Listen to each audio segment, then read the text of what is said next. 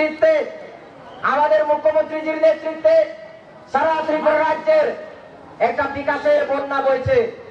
চতুর্দিকে যেখানে যায় বিকাশই বিকাশ, অর্থাৎ উন্নয়ন। এই উন্নয়ন রাস্তাঘাটের উন্নয়ন, পানীয় জলের সুব্যবস্থার উন্নয়ন, চিকিৎসা ব্যবস্থার উন্নয়ন, শিক্ষা ব্যবস্থার উন্নয়ন এবং সব থেকে যেটা গুরুত্বপূর্ণ সম্মানের উন্নয়ন। পূর্বের যে সরকারগুলো ছিল মানুষকে সম্মান করতে জানতো না।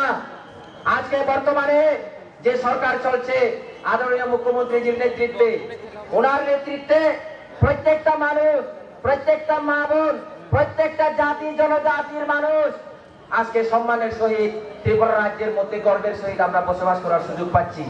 সেই জন্য একটা বড় করে হাততালি দেওয়ার জন্য আমি অনুরোধ রাখবো সবার কাছে। আজকে আমরা জানি এই সামনো এলাকা বিগত দিনে একটা দুর্গম এলাকা বলে বিবেচিত হতো। এই সামনো এলাকাকে দেলে সাজানোর জন্য আমাদের প্রিয় মুখ্যমন্ত্রী কোনোদিনই ওনার যে সাহায্য সহযোগিতা, ওনার যে উদ্যোগ, ওনার যে প্রচেষ্টা, সেই প্রচেষ্টা থেকে সামনুবাসীদেরকে দূরে সরিয়ে রাখেননি। সব সময় আমি যখনই আপনাদের এলাকার বিধায়ক হিসেবে ওনার কাছে যাই যে আমার এই বিষয়টুকু লাগবে, এই ডিমান্ডটুকু লাগবে, যে কোনো বিষয়, সেটা ব্রিজের দাবি হতে পারে, সেটা রাস্তাঘাটের বিষয় হতে পারে, সেটা পানীয় জলের সুবন্দোবস্ত হতে পারে, সেটা এই এলাকাকে আজকে সামনো এলাকাতে আমরা জানি পাঞ্জাব ন্যাশনাল ব্যাংক যেটা পূর্বে ইউবিআই ছিল, সামনো ব্রাঞ্চ কিন্তু মনুতে ছিল। আমি ওনার কাছে গিয়ে একবার রিকোয়েস্ট করার সাথে সাথে ওনার অফিস থেকে আমার ফেরতে দেরি, কিন্তু অফিসার এখানে এসে আমাকে ফোন করে, এমএলএ সাহেব আমরা মাননীয় মুখ্যমন্ত্রীজির অর্ডারে আমরা আপনাদের এখানে এসেছি, একটা এই সামনোর যে ইউবিআই ব্রাঞ্চ মনুতে অবস্থিত সেটা আমরা স্থানান্তর করতে চাই, আপনার জায়গা দেখতে চাই।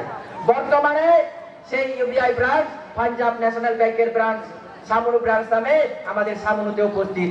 সেই ব্রাঞ্চ আমাদের সরকার না আসলে সম্ভব ছিল না এখানে নিয়ে আসার।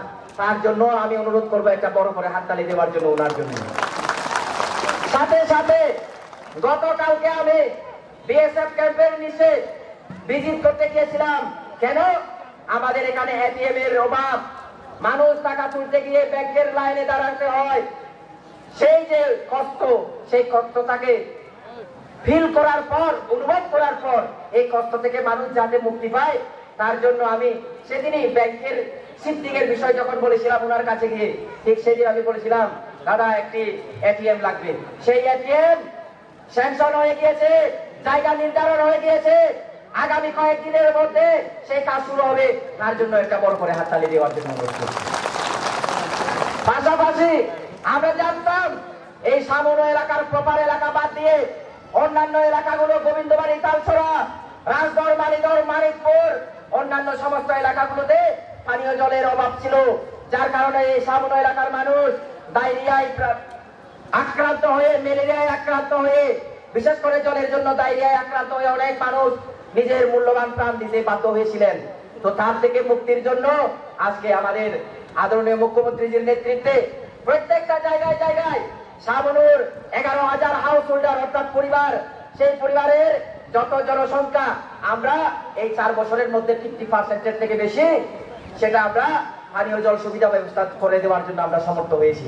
তার জন্য এই যে জনদরদী, জনতার প্রিয় মুখ আমাদের মুখ্যমন্ত্রীজি আমাদের এই সামনো এলাকার প্রত্যেক ব্যক্তিকে প্রত্যেক গ্রামে পানীয় জলের ব্যবস্থা করার সুন্দর পরিকল্পনা করার জন্য সেই ব্যবস্থার জন্য আমি আবারও আপনাদের সবার কাছ থেকে একটা হাততালি দাবি করবো ওনার জন্য।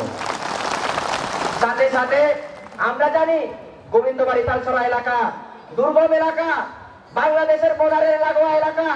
সেই এলাকায় অনেক ম্যালেরিয়ায় আক্রান্ত হয়ে, ডায়রিয়ায় আক্রান্ত হয়ে চিকিৎসার অভাবে পূর্বে বিগত জামানায় মানুষ প্রাণ নিতে বাধ্য হয়েছিলেন। সেই এলাকায় মানুষ চাউল নিতে পারতেন না, খাদ্য সামগ্রী নিতে পারতেন না, রাস্তার দুরবস্থার কারণে, রাস্তার খারাপের অবস্থার জন্য। আজকে বর্তমানে আদরণীয় মুখ্যমন্ত্রীজির কল্যাণে, ওনার সুপ্রচেষ্টায় সামনো থেকে গোবিন্দবাড়ি 64 crore 64 কোটি টাকার বিনিময়ে আমরা রাস্তা করার জন্য আজকে কাজ শুরু করতে পেরেছি। তার জন্য একটা হাততালি দেওয়ার জন্য অনুরোধ করব। এই হাততালি বিকাশের জন্য হাততালি, এই হাততালি আমাদেরকে উপকার করার জন্য সেই উপকারের শিকারের স্বরূপ হাততালি। এই হাততালি শুধুমাত্র মানিক সরকারকে ভয় করে, পূর্বতন সরকারের মুখ্যমন্ত্রীকে ভয় করে কোনো মতে বয়ের তাগিদে একটা হাততালি দেওয়ার সেই হাততালি নয়। এই হাততালি প্রকৃতপক্ষে সামনো এলাকার খুশির হাততালি। তার জন্য যতগুলো উন্নয়ন চলছে, উন্নয়নের কর্মযজ্ঞ চলছে সামনো এলাকায়, সব কিছুর জন্য আরো একটা বড় করে হাততালি দেওয়ার জন্য অনুরোধ করছি।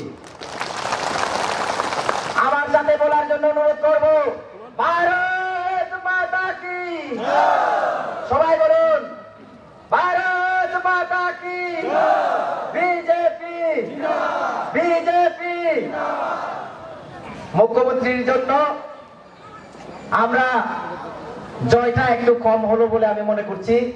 সবার কাছে অনুরোধ করবো, আমি ভারত মাতা কি বলবো, আপনারা আরো বড় করে, একদম বড় করে, যাতে করে এই ত্রিপুরার প্রত্যন্ত এলাকার দলাই জেলার এসপিরেশনাল ব্লক, সামনু ব্লকের যত বিরোধী দলের মানুষরা রয়েছেন, বন্ধুরা রয়েছেন, ভয়ে যাতে কাঁপে, ভয়ে যাতে কেঁপে উঠেন ওনারা।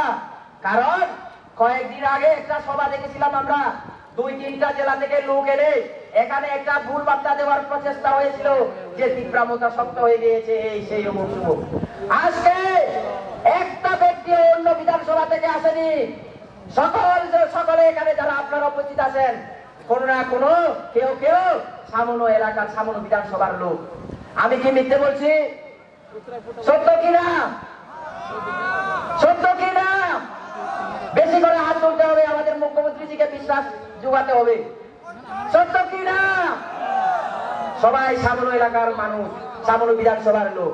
কাজেই সামনো এলাকার মানুষ পদ্মফুলকে ভালোবাসেন, নরেন্দ্র মোদীজিকে ভালোবাসেন, আমাদের আদরণীয় মুখ্যমন্ত্রী, সবার প্রিয় ব্যক্তি বিপ্লব কুমার দেবজিকে ভালোবাসেন। কাজেই এখানে ভুল প্রচার করার কোনো অর্থ হবে না। তার জন্য আমি বলবো, সামনো এলাকার জনগণ বড় করে একটা জয়ধ্বনি দেবেন আমার সাথে, যাতে করে বিরোধী দলের বন্ধুরা বয়ে খেপে উঠেন না, সামনোতে আর আমাদের কোনো কাজ হবে না, সেই রকমের চিন্তা যাতে ওনারা করেন। ভারত মাতা কি, বন্দে বন্দে, বিপ্লব দেব জিন্দাবাদ, বিপ্লব দেব জিন্দাবাদ, বিপ্লব দেব জিন্দাবাদ। আমি আমার বক্তব্য আর দীর্ঘায়িত করছি না। আমাদের সহ সভানেত্রী পাতালকন্যা জুমাতিয়াজি এখানে আছেন, ওনার বক্তব্য শুনবো। এরপরে আমাদের প্রিয় ব্যক্তি মাননীয় মুখ্যমন্ত্রীজির বক্তব্য শুনবো আমরা। কেউ যাবেন না, সবাইকে যারা বাজারে ঘোরাফেরা করছেন সবাইকে এই মাঠে চলে আসার জন্য আমি অনুরোধ করব। নমস্কার, খুলুমবাইকা জুজু। অসংখ্য অসংখ্য ধন্যবাদ।